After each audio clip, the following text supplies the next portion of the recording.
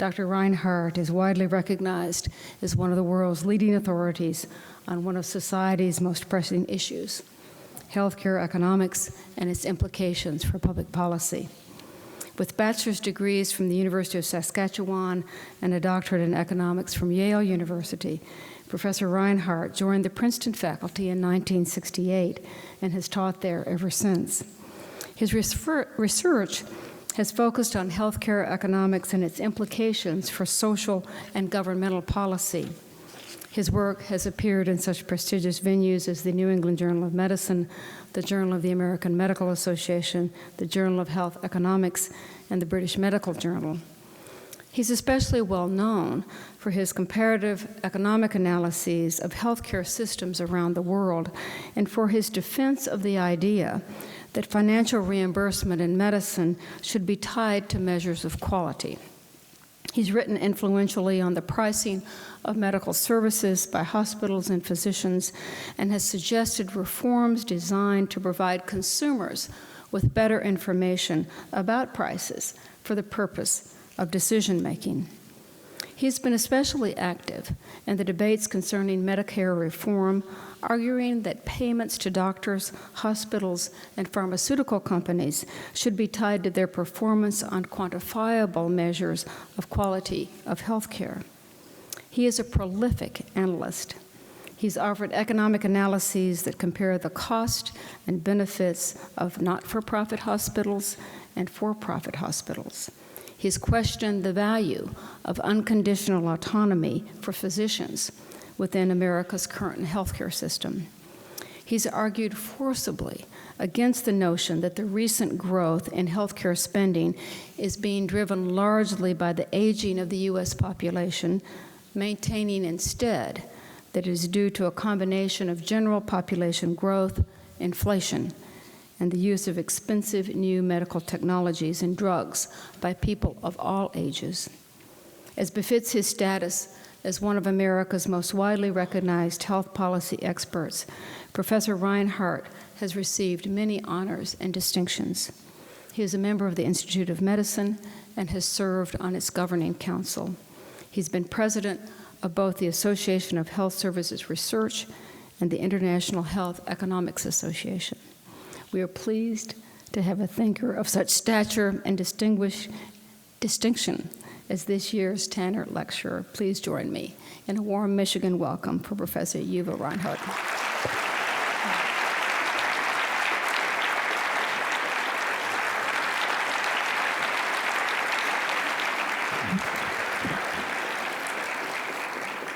President Coleman, Professor Joyce, distinguished fellow panelists, and ladies and gentlemen, let me first of all thank you for bestowing this great honor on me to give this lecture. It forced me to rethink again many issues here and there that appeared in columns or just swirl around in my head. But also for you all to come out, which for New Jersey is a pretty heavy winter day. In fact, we had to go buy shoes for me because I came with a bunch of Italian loafers, which just don't work here. Now, in thinking of, I did wrestle a little bit. Initially, I was going to give just a talk on health reform, where we are now. I'll touch on that briefly, and tomorrow's panel will probably touch on it again. But since this lecture stresses ethics, and since I'm an economist and know absolutely nothing about it, I thought we'd have a fresh approach and have an amateur speak about issues like philosophies, theories of justice, and so on. And the idea always is that makes the experts feel good. They feel superior to me, as you will see.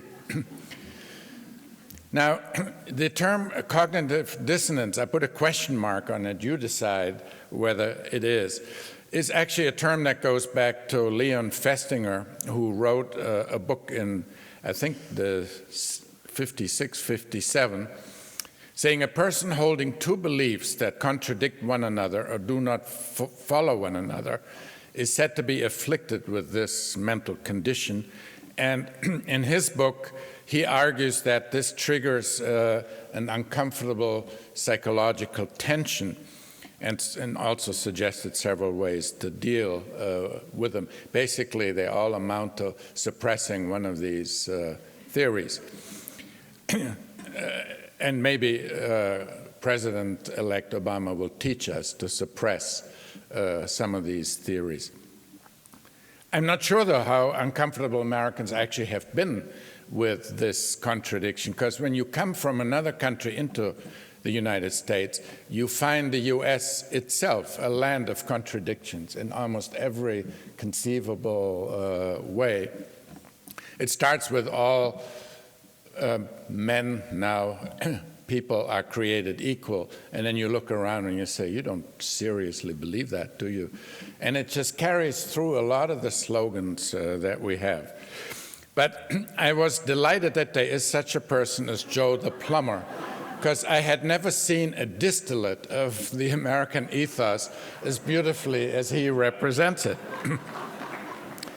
In healthcare, now I have been in more healthcare debates, and I have a blog in the New York Times, and I write columns, and I get hundreds of emails.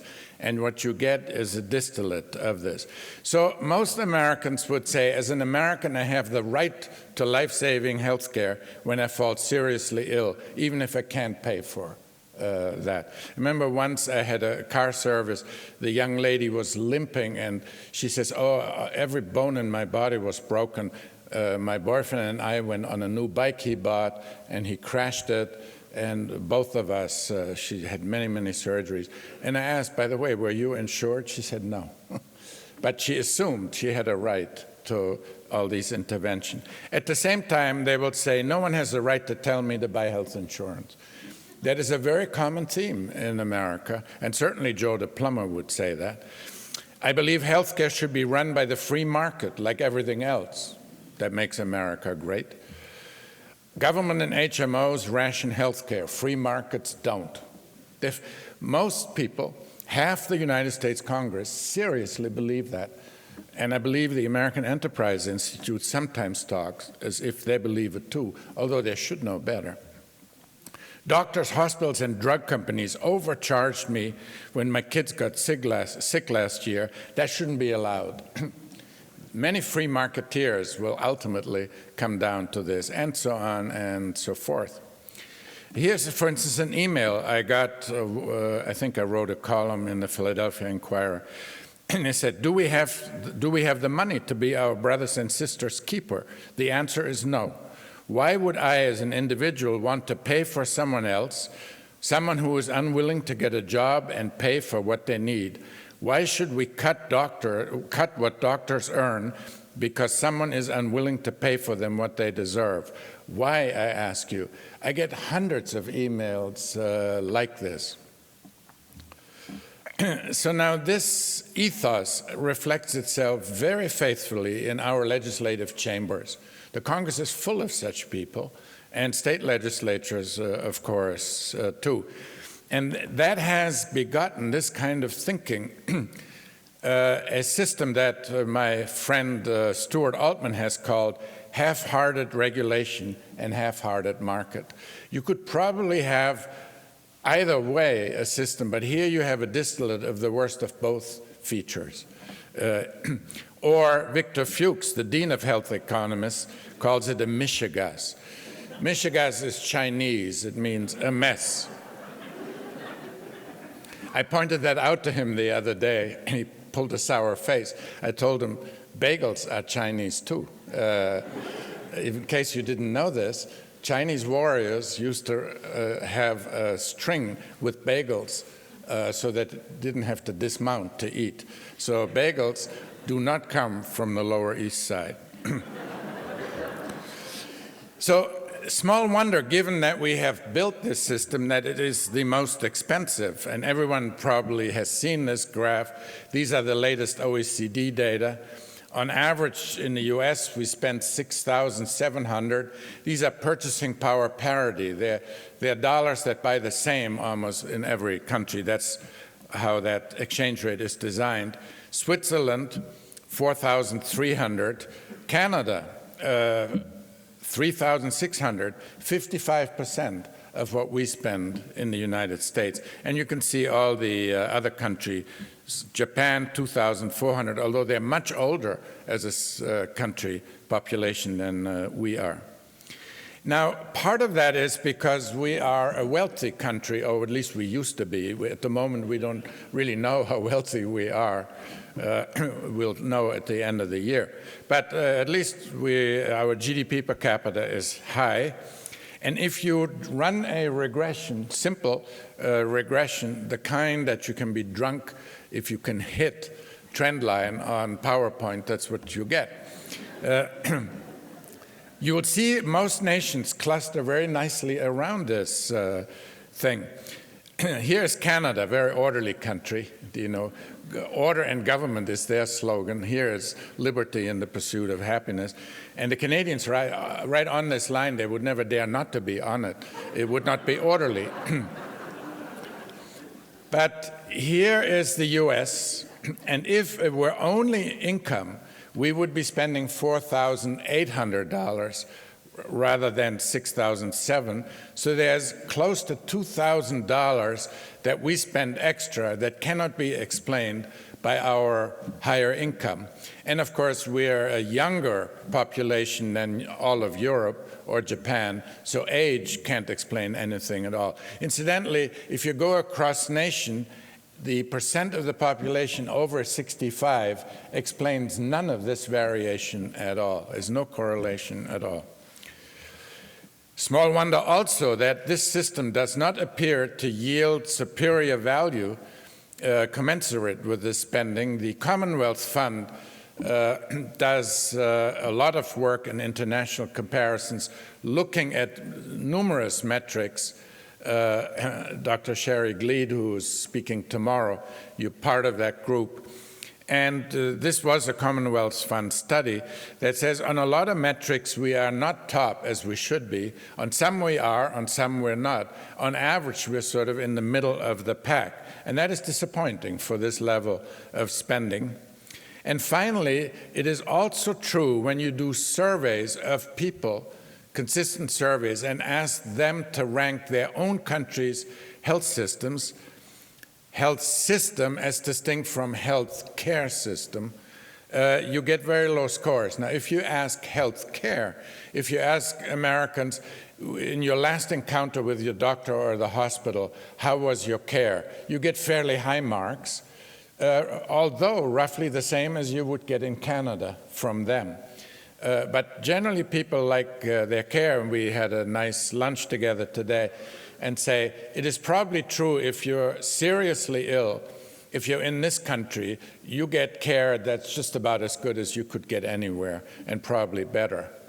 I don't think any country trains doctors better, more thoroughly than we do, or nurses. So it isn't the care, it's the system. And my feeling is, it's the way we finance healthcare that makes everyone unhappy. And you've probably had this experience. You went to the hospital, you had an operation, you survived it, you're healthy, you love the surgeon, and then you get the bill and you're angry. From, I'd say most hospital bills in America are contemptuous of the recipient, the way they're structured, and immediately you get angry. And that is a shame. But here is the most consistent survey. Bob Blendon had this it's an older data set, but where they asked citizens in different countries. The Danish are the happiest with their system. At lunch we decided, because they have low expectations, we got to say something. We can't just say the Danish health system is good. So therefore we say, well, the Danes, what can you expect? But you see the US sits rather low. And Canada, actually, although they're not happy campers anymore as they used to be, sits higher than that. So that is a somewhat disappointing thing. Here are some, again, Commonwealth Fund data. And one reason could, again, be the way we finance healthcare. Canadians have far fewer access problems, out-of-pocket spending more than $1,000. In Canada, 12%, here 30%. In Canada, that would probably be mainly long-term care, which isn't covered, and for middle and upper income class people, drugs may not be covered. and that could be the $1,000. Had serious problems paying medical bills, that really isn't a problem in most other countries, and so on. So if you ask citizens, does your system, do you agree with this statement? Our system works pretty well, needs only minor changes. More Canadians will say, yes, I agree with this, than Americans, in spite of the fact they're spending only half as much as we do. And the system needs to be completely rebuilt. Far more Americans will say that than Canadians would say it. And even doctors, one always hears that Canada has no doctors, they all came to the US. That's not true. When you go up there, I've met MDs up there.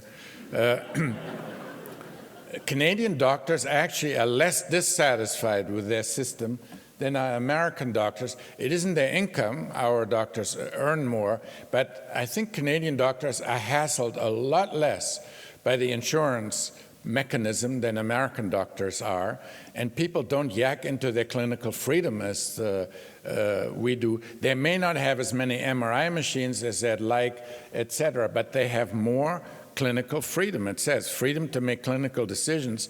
More Canadians say they have that than American doctors. And I've always joked about it. Up in Canada, how do you distinguish between Canadians and Americans? Ian Morrison always says a Canadian is an unarmed North American with health insurance. That's his definition. Or in Canada, healthcare is a right and carrying a gun is a privilege, and in the US, it's the other way around. But one distinction that I say, a Canadian will worry very much about having freedom of choice of doctor and hospital. And they don't really care that they don't have to choose every year among 20 health insurance policies. Americans seem to lie awake at night worrying about having free choice of insurance carriers, and they don't care about freedom of choice of doctors because they give that away by joining narrow networks and so on. So that's the main cultural difference.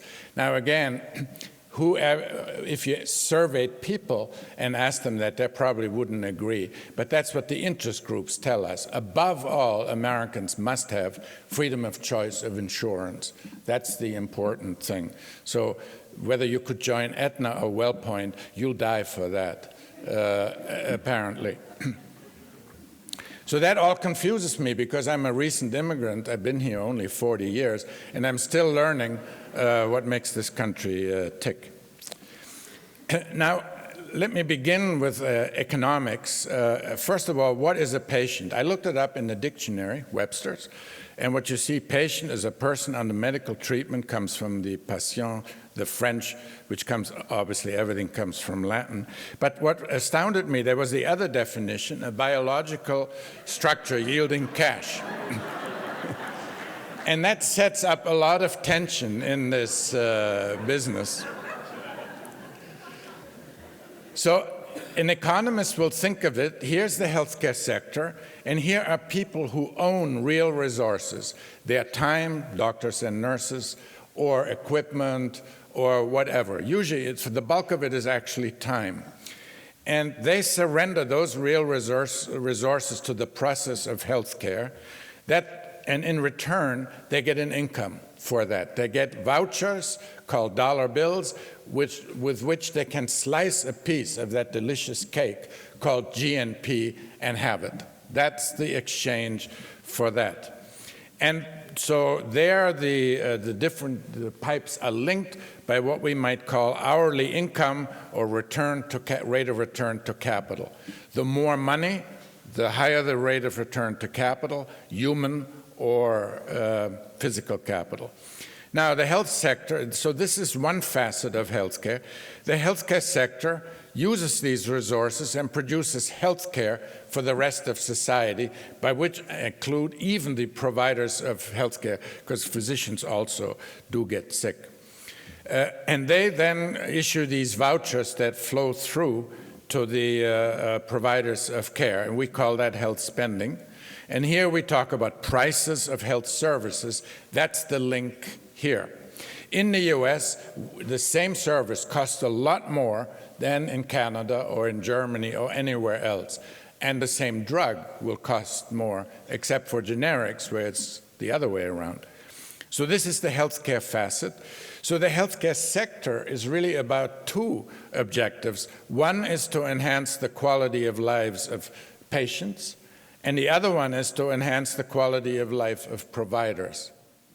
Now, when you follow US health policy, as much as many of us have, you realize that it is strongly driven by the desires and aspirations of that facet of the healthcare sector. I think Medicare is far more an incomes policy than a healthcare policy. That's Bruce Vladeck has a lovely paper in Health Affairs making that point. As head of the then Medicare, he learned that Medicare is substantially about income maintenance and income assurance, and much less so about actual health care. Now, what functions do we expect any health system to perform? You have to finance healthcare. You have to suck it out of households one way or the other. All healthcare is paid by households. Employers and government pay nothing. They're just a pumping station that suck money out of households or paychecks and pump it through to the providers and keep a little bit in their own pocket. So premiums, or out-of-pocket or taxes. We need to protect individuals from the financial cost of illness. That we do through risk pooling and health insurance, very important functions, and this is where we are very deficient in the US. We don't have good risk pools except for the public programs. Then somebody has to produce the stuff. Doctors and hospitals, pharma, nurses, they produce the care. Then somebody has to purchase the care. And that is a very controversial issue now. Who should be doing this? Most conservatives say the patient should be the purchaser. But almost everyone else in the rest of the world think insurers should have a heavy hand, because they are the ones who have market clout, who have the data ability to know what works and doesn't, and so on. This fight over consumer-directed healthcare is really about this function. Then governance, somebody has to regulate and monitor this system.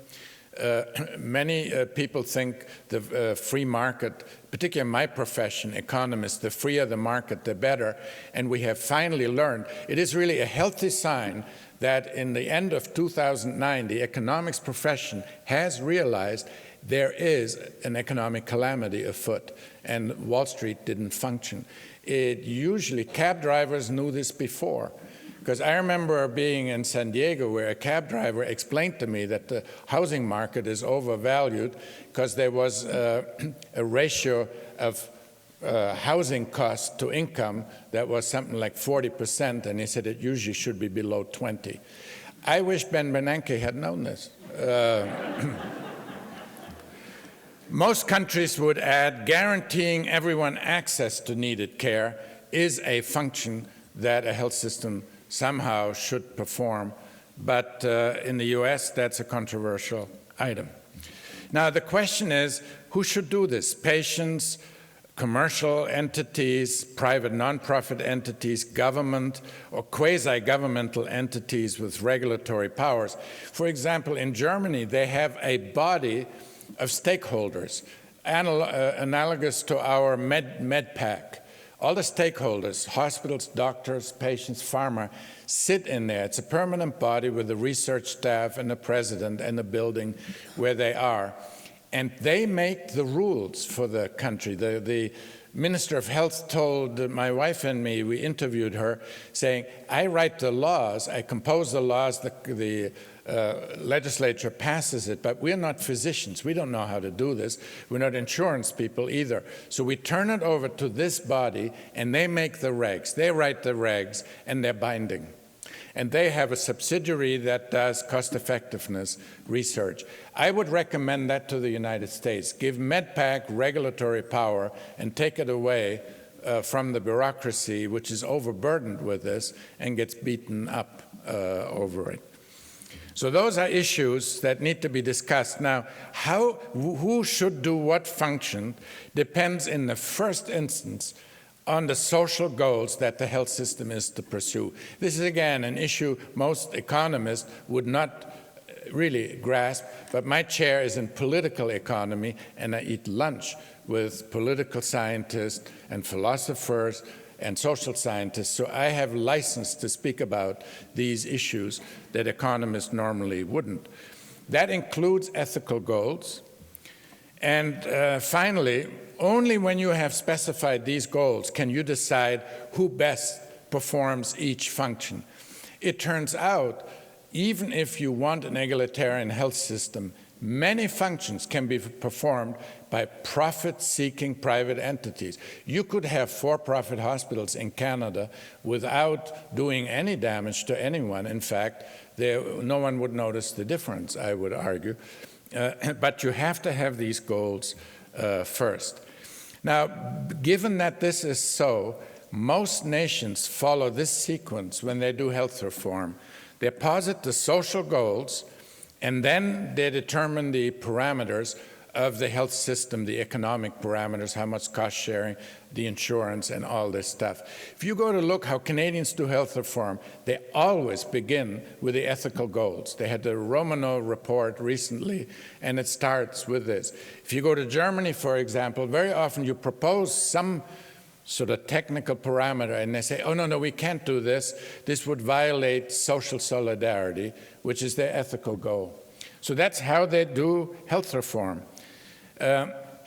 Again, I'm beating up on economists because I'm a little ashamed of our profession that we slid into this financial calamity and no one noticed it. We slept right into it. Imagine if you had an epidemic and no physician was aware of it, and the chief of infectious diseases thought it was just a cold. So today on the New York Times blog, I have a pretty hard hit on my profession, basically apologizing, mea culpa, to explain how is it that we were so blindsided. One of the blindsiding is that economists have done something very illegitimate in the way they proceed. They made efficiency a goal rather than a means to a goal. And that is a terrible mistake in health policy debates. Efficiency is always just a manner of reaching a goal. It's a nice way. It is supposed to be the least cost of resources of reaching a particular goal. And since Canadians have different social goals for their health system than we do, it is meaningless to say which of these systems is more efficient. They have different goals and therefore cannot be compared. What Canadians do doesn't make sense to Americans, but it makes sense to them because their goals are different. So, unable to reach a consensus on these goals, we generally change economic parameters and let the ethical goals and the ethical tenets of the system fall out of what we did. And if you think I'm exaggerating, I would give you an example. We had a rip-roaring debate in the last 8 years over this thing called consumer-directed healthcare. Now that is a term that would make even George Orwell blush. There is no such thing as consumer direction in it. What it means, it's a health insurance policy with a very high deductible, so that when you ache physically, you ache fiscally too, and then supported by a tax gimmick by making deposits into a health savings account tax deductible. That was the proposal. It was always debated in technical parameters. How much would that save? What would it do to utilization?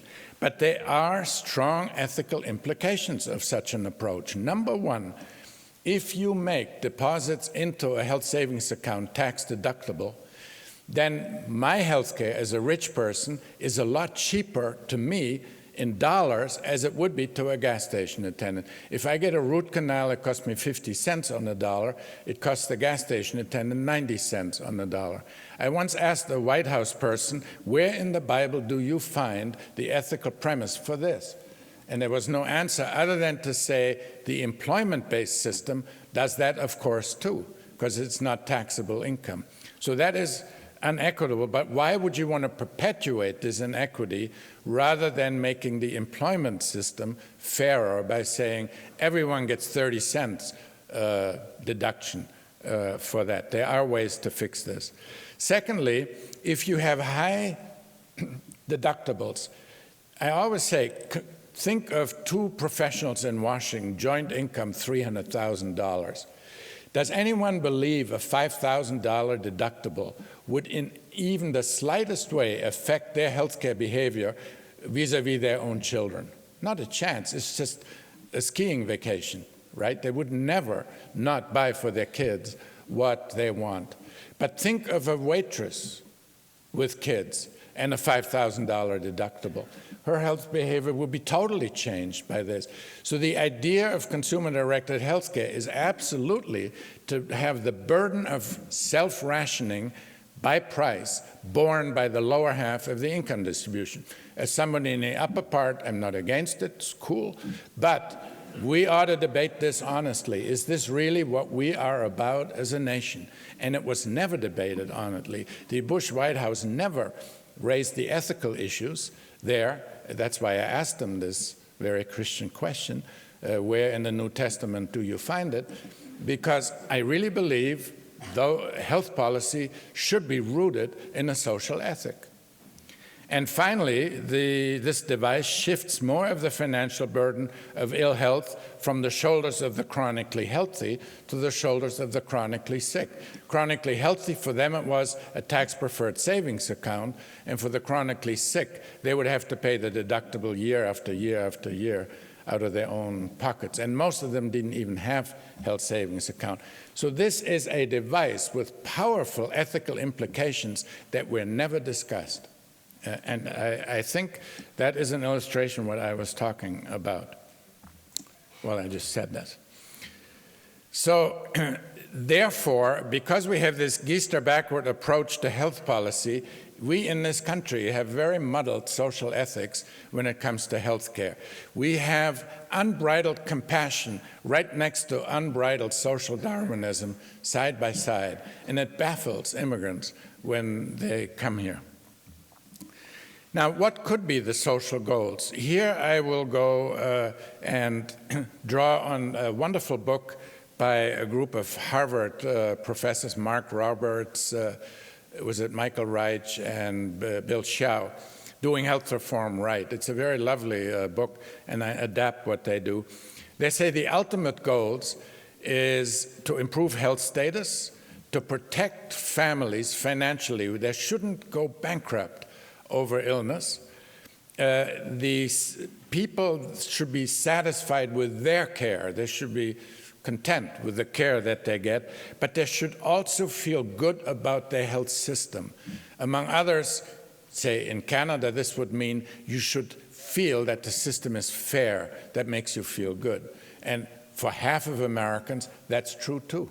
For the other half, it isn't. But half of Americans share that. Now, the operational or intermediate goals to reach this would be access to timely health care, which the uninsured now don't have. When they're near death, they do get care, often superb care, but they don't have timely, early primary care. And that feeds into these two goals. You want high-quality care, and that feeds into them as well. You want efficiency in producing health care and in distributing it, meaning doing what you do with the least resource of real expenditure of real resources. That feeds into improving health status. And then fairness in financing health care, and of course also in distributing it, and that feeds into all of these goals. So it's a complicated set of goals you have for health care. One of the interesting things is that when it comes to fairness, most nations have some sense of what that is. In Europe, it's called social solidarity. That means when you're sick, you should get health care on roughly the same terms, regardless who you are. And you should pay into an insurance pool by ability to pay.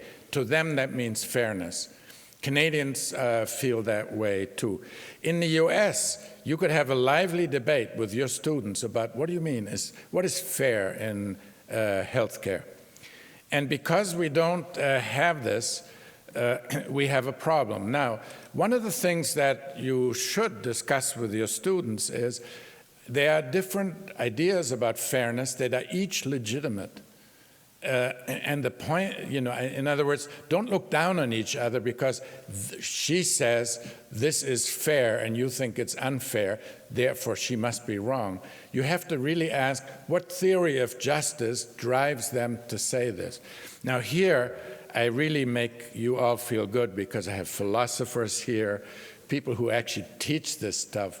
Norm will probably chew me up tomorrow for amateur practicing philosophy without a license. But this is the way I put it to my students, although maybe I'll get a guest lecturer the next time. Just three distinct, just to illustrate it to them, there's consequentialism, liberalism, and communitarianism. And if you look at the consequentialism, utilitarianism, even there, as I understand it, there are two forms. One is subjective utilitarianism, which is built up on what the individual considers socially relevant and just. And that is, of course, the foundation of modern welfare economics as we teach it, which for the most part I think is illegitimate, because while economists will tell you they are basing their welfare criteria on individual tastes and preferences, in fact, they act as collectivist mystics who redistribute income as if they own the whole damn society. This is a big contradiction in our profession. All of welfare economics is collectivist thinking, although they claim they derive all this from individual utilities. So you find a textbook, I think it's Steve Landsberg, says, if a social policy makes George $2 richer and Mary $1 poorer, it's a good policy. Well, I don't know. That makes sense to an economist who's a collectivist mystic, but it wouldn't make sense to a political scientist because Mary may have a view on this. In fact, she may be a waitress and George may be Donald Trump, and you may have some ethical views on this, and economists sort of sweep this under the rug. I think, Mark, you were editor of the journal where I published a piece on this very issue. And then you have objective utilitarianism, where the idea is these valuations, what's good and bad and trade-offs, should be made by technical experts. That's more the European view. It comes out of England, Collier, Tony Collier and others. They call it extra welfarism, meaning it's outside of the framework economists use. So that is that. Liberalism is a rights-based. It's quite different from, it doesn't come out of utilities or imputed utilities. That comes, you have certain rights. Libertarianism, which is a branch of this, regards the sanctity of justly begotten private property as the overarching social value to which other values are subordinated. It decries as unjust a policy that taxes one person in order to subsidize the health care of another. The Cato Institute is the clearest, beautiful website. I always recommend it to my students.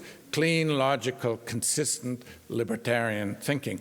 Although I do warn my students, in a country that took its lands from the Indian and then tilled it with slave labor, it's not so clear what you mean by justly begotten, but let's not get hung up on that. Then you have egalitarianism, as beautifully rendered by Rawls in his writings, the late Rawls, where you say there are certain rights, moral rights you have as being a member of a civilized society. And he has this beautiful apparatus, the veil of ignorance, that would generate what such a society would be like, meaning if you were born fully cognate, fully rational, but you don't know if you're male, female, what race you are, or if you're healthy or sick, what society would you wish, given you are risk-averse? He argues most people would choose a fairly egalitarian, not totally, but fairly egalitarian society. And then you have a thing called communitarianism, which is just a shared ethos among a group, could be a religious group. There definitely is a Catholic ethic. There's a Catholic ethic for healthcare. and so on. So you have these. And what I would feel, and I have argued that actually in Health Affairs, the debate over the Clinton plan was not really over the 1,000 pages or over some parameters. It was a tenacious battle of ideologies. See, there was, Yankelovich argued the elite didn't communicate with the plebs, and therefore the elite failed. And my argument was that was impossible. The elite was in huge, deep warfare with one another over the ideology of healthcare. But we usually discuss this in camouflage language, and I had an article in JAMA, what is the greatest contribution of economics in recent years, and I said, we have supplied the language that makes pretty brutal things look mellifluous. For example, charging sicker people higher premiums, well, we can call this actuarially fair premiums. This sounds good. Or rationing by price and ability to pay, where we could call this consumer choice or consumer sovereignty. So we supplied the dictionary for all kinds of fairly mischievous ideas, or that many people would call mischievous. And you can read that in JAMA. It was a sort of tongue-in-cheek piece. The rival visions span quite a range. On the one hand, within the US, we have people who, like Canadians, believe healthcare is a pure social good that should be available to all on equal terms and be financed by ability to pay. Now, some people, of course, they want to be cute and say egalitarianism means everyone should get an appendix. No, if you need it, you should get it on equal terms. That's what it means. And then at the other extreme, we have this other thought, healthcare is just another private consumption good whose financing is primarily the responsibility of the individual, and we might help poor people get at least a minimum ration of this thing, as we do with food, housing, and clothing, but by and large it's a private consumption good. I could see both. I cannot see it for children, frankly. Again, as a European, it defies my logic that anyone would think a child should be responsible financially for its own health care. How do you make a 5-year-old? So I was talking to Sherry earlier, recently in Washington. I said, when you are born in this country, you have citizenship automatically. And secondly, you should get a health insurance card automatically issued by the government with excellent coverage that's yours till 18, unless you opt out. That's just very easy to do. The money is already there to do this. But for some reason, many people say, you have a kid, it's your responsibility. That is not many nations. Others say every child is a national resource. It's a national precious resource, and a state should be accountable and responsible for every American child's health care. Now, that's how I was reared, obviously, and that is my view. You don't have to share it, but I believe that's something worth debating. I cannot see, children are not pets. If you tell me you have a dog, you buy the Calcan, I can buy that. But if you tell me you had a child, you take care of the health care, and that person is very poor, I don't think, A, it's a humane policy, and secondly, it's not even prudent from a purely economic point of view. And the Europeans are a little bit, you could say, either hypocritical, I prefer pragmatic. They say, there's always some rich people who don't really want to share the social contract, so why not let them buy out? So in Germany, 10% of the people are privately insured. After a certain income level, you have the freedom to have private insurance, but they did one thing we don't do in this country. They said, if you leave, you can't come back. That's it, unless you're pauperized. Well, in Medicare, you can leave, and if you don't like it, you can come back, and if you don't like that, you can leave again, which is, I think, not a smart policy to do this. So that's the range of views. Now, given we have this cognitive dissonance, not only among groups of Americans, but even within Joe the plumber's own head, there are some consequences that you have. So we don't really have a health system. People say we have a non-system. That isn't true either. This system does what it's built to do, which is look after the supply side. It's quite systematic, as a matter of fact. But what we have is many mini-systems side by side. In fact, we span the globe in what we have inside the country. So here is what you could have. Here I have who owns the provider side. It could be government owns it, it could be nonprofit private, or it could be private commercial. And then who finances health insurance? You could have social insurance, which to me means ability to pay financing. And that can be either single payer, like Canada, or it could be multiple payers, like Germany, or Medicaid managed care in the US. You can have private insurance, and the distinguishing feature here is it's actuarially fairly financed, meaning health status counts. And you can have nonprofit, for-profit. There's no difference between them as far as I can tell. And then you have out-of-pocket. Now, this is socialized medicine. Only that is socialized medicine. Rudolph Giuliani, when he was saying what Obama proposes is socialized medicine, clearly hasn't read deeply in healthcare. He may have read deeply somewhere, but not healthcare.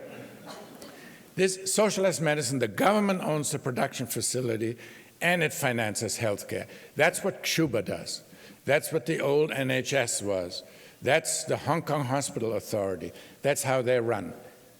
Americans hate this. They think it sort of is a distillate of the worst of everything you can imagine, socialized medicine, which is why they reserve it for their veterans. Because that's what the VA is. Our son, the Marine, is somewhat to the right of Attila the Hun, I sometimes feel. But I tell him, enjoy your socialized medicine. And he said, you know, Dad, it's damn good. It's actually very good. He's very happy with it. So that's that. Then the single payer, Medicare, we have that. It's a nice Canadian style almost. I think Canada is more elegantly administered because they don't have these intermediaries and so on. Taiwan has such a system. Multiple carriers, I said, Medicaid managed care, we have that in the US. It's socialized insurance, social insurance with multiple carriers. And then we have this big thing for everyone else where almost anything goes in this system. And here, consumer-directed healthcare, these people are dreaming in that column. Now, this has consequences for healthcare delivery. First of all, it is a bewildering system of price discrimination where every payer tries to shove the cost to someone else's book. So here we have a hospital. In Michigan University, you have a hospital here. What you have is a hydraulic system.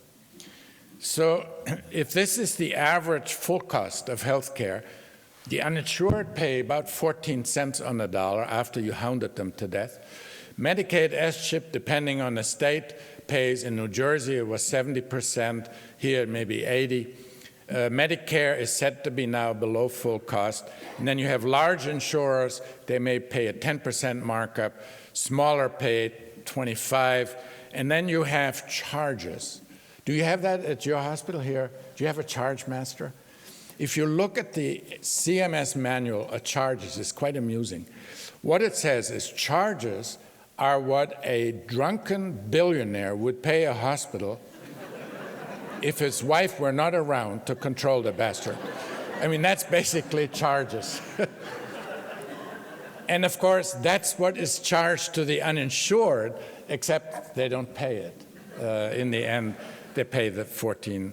But so a big debate among economists is if government pushes down on those pistons, do the other ones automatically rise? That's the cost shift. We have not settled the debate, and of course we never will, because there have to be tenurable papers written.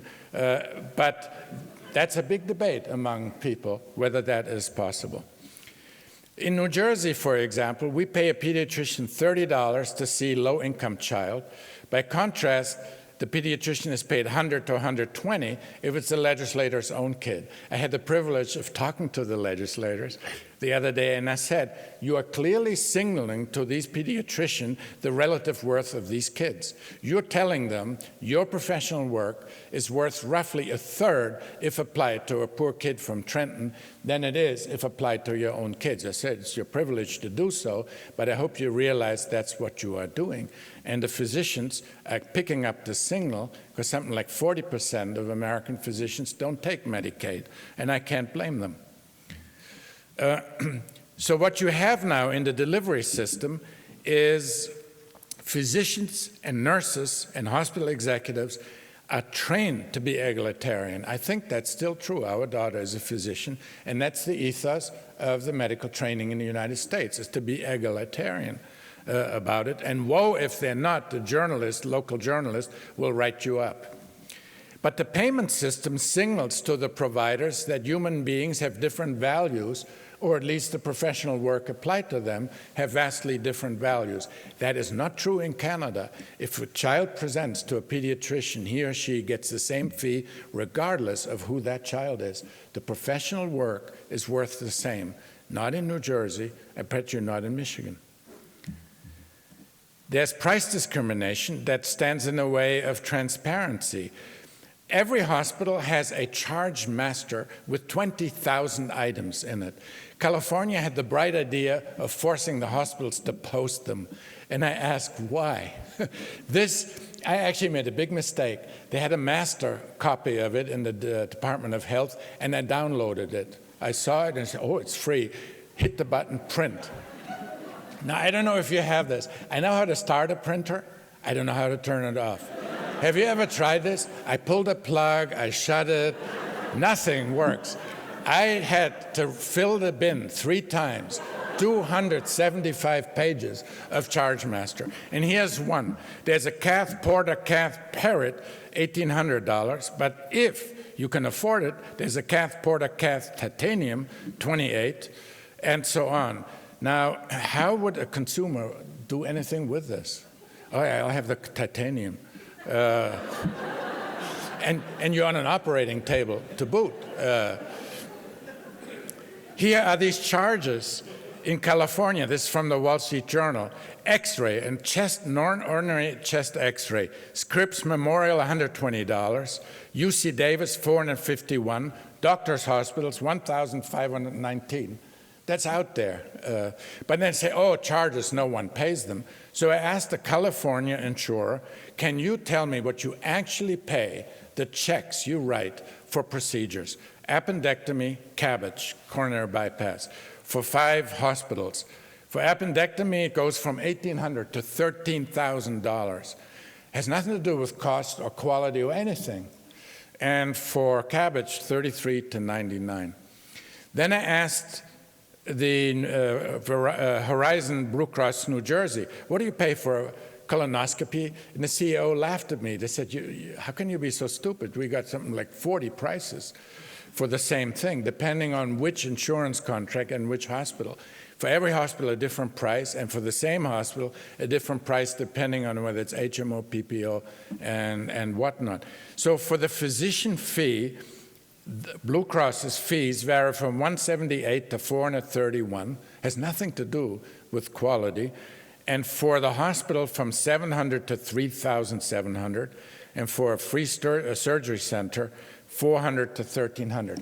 Makes no. How do you get price transparency for consumers out of this kind of system?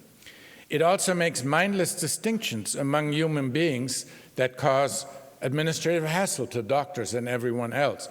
This was Henry Aaron, who doesn't usually exaggerate. He says, our health system is an administrative monstrosity, a truly bizarre melange of thousands of payers with payment systems that differ for no socially beneficial reason. I explained that once. I was in Bali, Indonesia, where, if you've ever been there, health policy comes easy there to you. And I said, you know, Canadians make a distinction between animals and humans. Humans, to them, is one group. Not in America. We have young people, we have working age people, and we have the old. And then we have the poor, the near poor, the broad middle class, and the rich. And for each, we have a separate deal. So we have federal state Medicaid program for these people, whatever employers dream up, probably 5,000 different deals. For the rich, Disneyland boutique medicine. Persons over 65, we have Medicare. For the 45 million near poor, they're basically uninsured, except we have S-chip and so on. Then for people over 65, they're in Medicare, but if they're poor, they're in Medicaid also. And then we have QIMBYs, SLIMBYs, qualified Medicare beneficiaries, special Medicare beneficiaries, QI1s, QDWIs, QI2s. There's only one human being in America who actually understands what all of these means, and it's Karen Davis of the Commonwealth Fund. I once tested her. She knew what they all mean. Now, this is simplified, this design.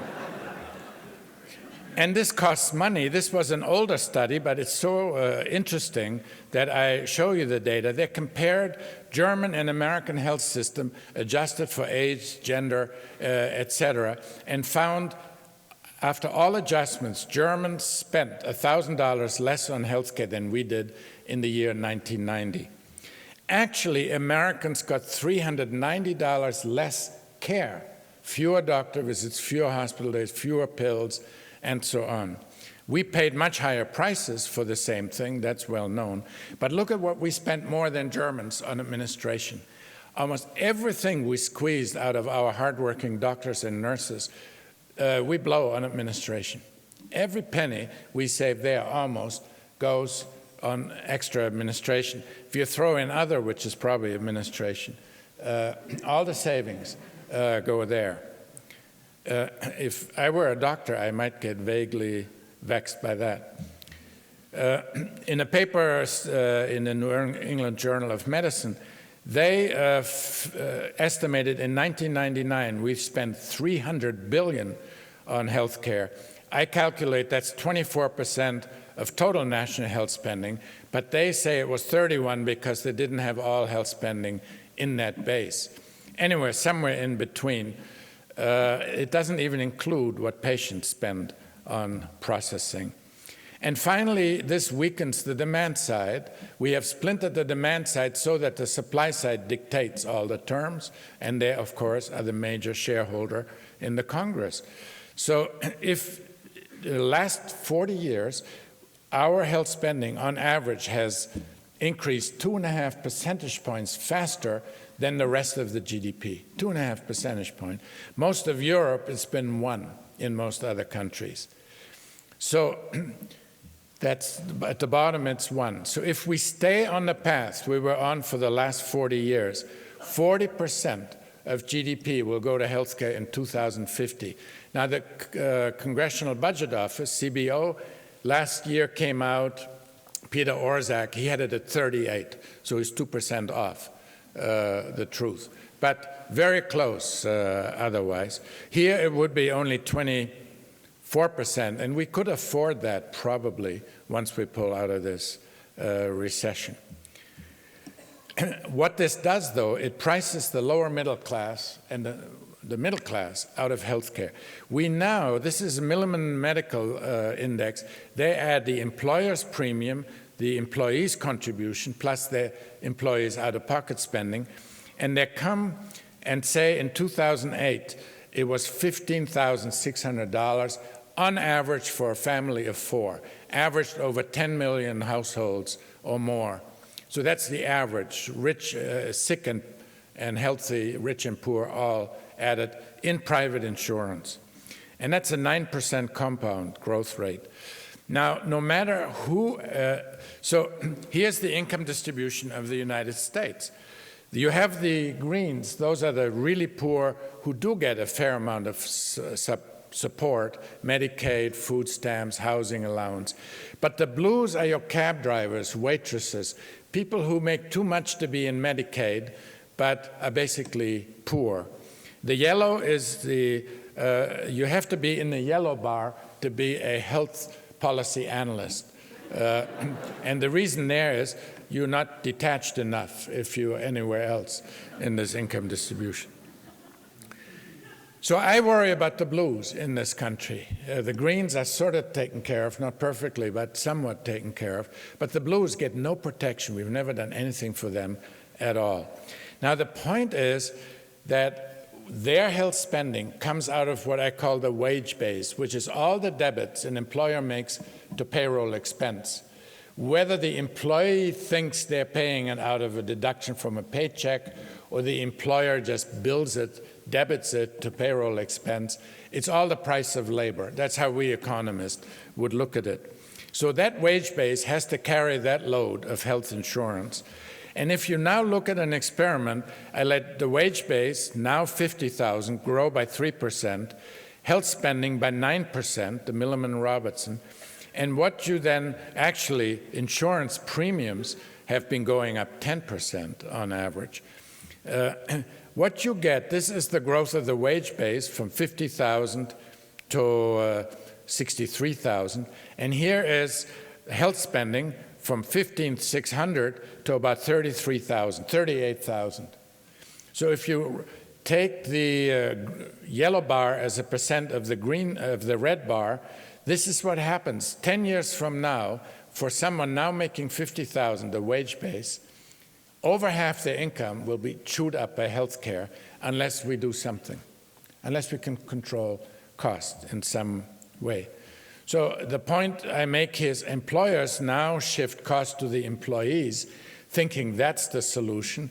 And then you can say premiums went up only 8%, but what you forget, you shove the cost down to the household of the workers, and eventually they'll drop out as low-income, small business firms with low-wage workers. They just stop giving health insurance altogether.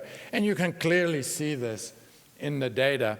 The blue is the number of uninsured, and at the horizontal axis, percent of the federal poverty level. If you are below the poverty level, a third of families are uninsured. If 400% or more, only 7% are uninsured, and that's probably temporarily. So it is an income issue here. It's not what you often hear, or people choose to be uninsured.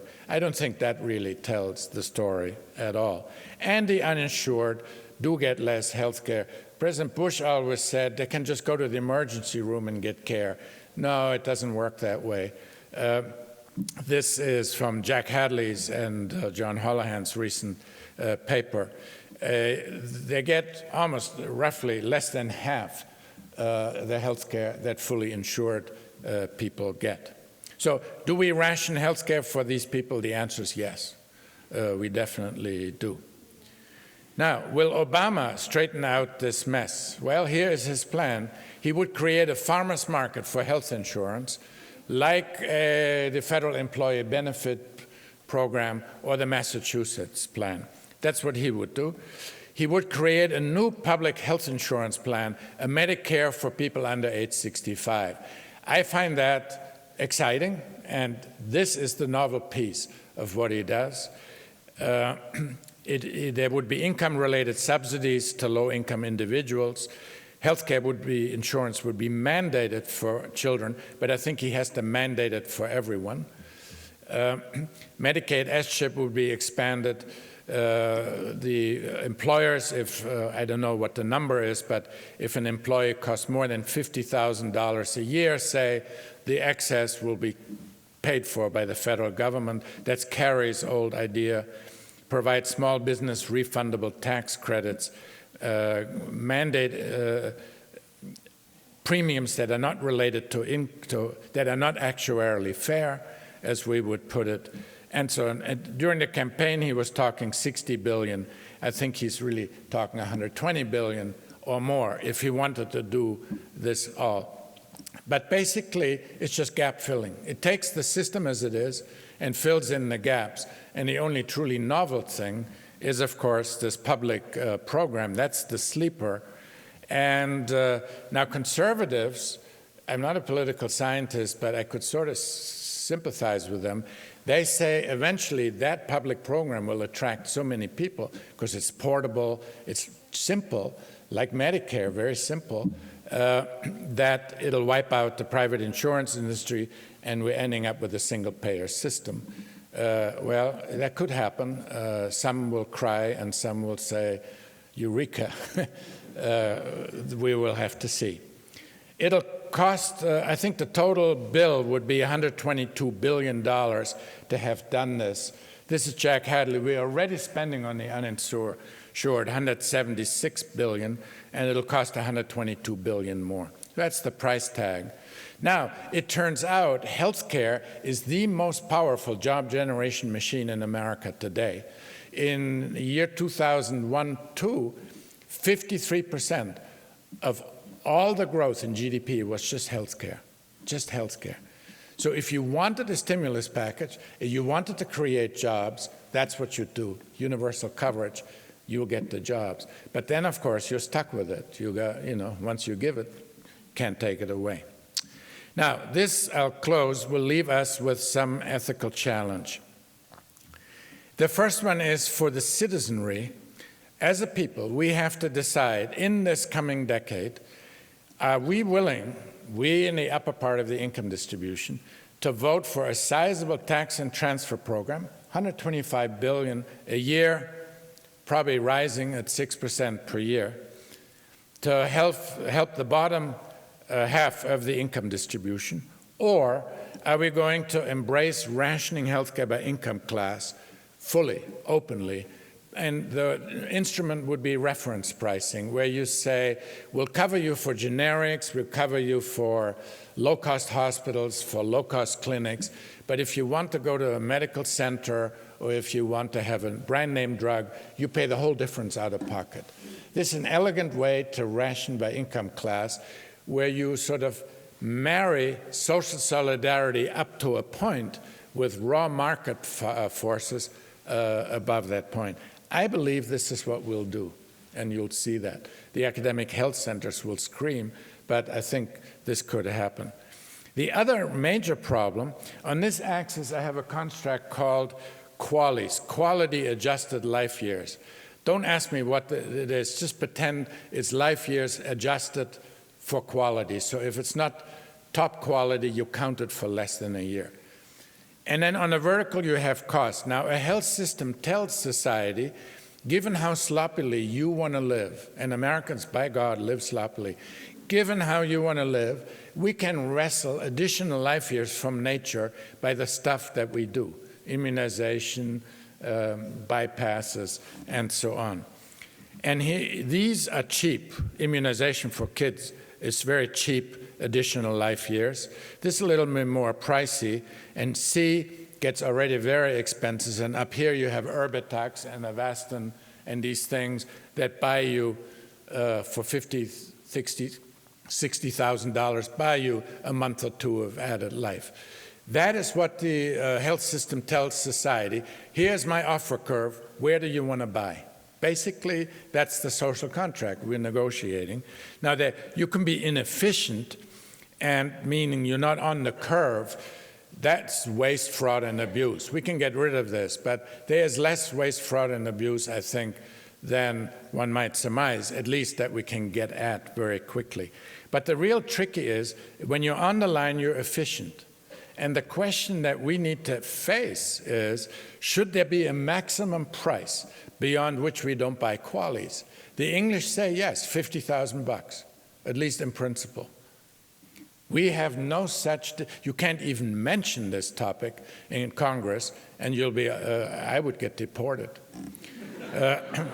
Secondly, should that maximum price, whatever it is, be the same for everyone, or should it vary? Should we say, hey, whatever you can afford, you buy it? So if you're poor, you can go up to A, and if you're a little richer, you can go up to B, and if you're very rich, you can go to D. But we're not going to socialize it. Those are the issues the American people have to wrestle with. You hardly ever see people dare discuss it. Third-party payers, I think there's a new McKinsey study that says 85% of the excess spending relative to the OECD benchmark on administration in America is private insurance, 85. The rest is Medicare, Medicaid.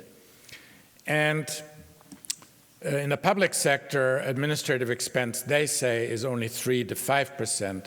So the bulk is the private insurance industry. So I've asked them many, many times, given we're pricing all our so many Americans out of healthcare, wouldn't the time have come when the private insurance industry has to recognize that it has a moral obligation to reduce the administrative burden it loads onto American healthcare?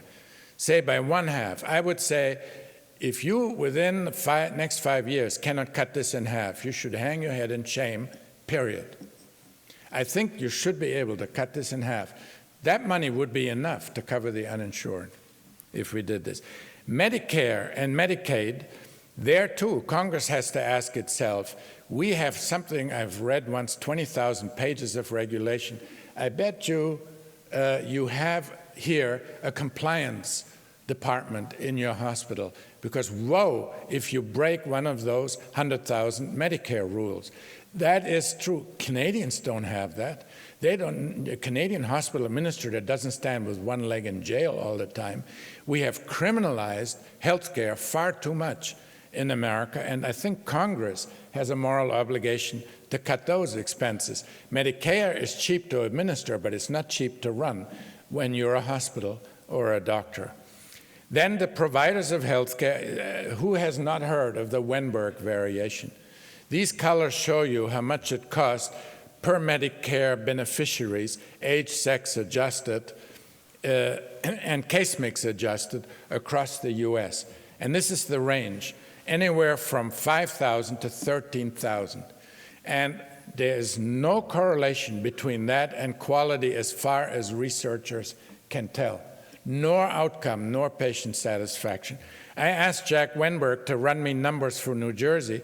If you live in the St. Michael's Medical Center, beneficiaries in their last 2 years of life cost Medicare 3 times as much as the national average, while in Mid-Atlantic, a little further down, 80 miles down, it was roughly the Medicare national average. If you ask hospital executives justify this, they say it's not us, it's the physician.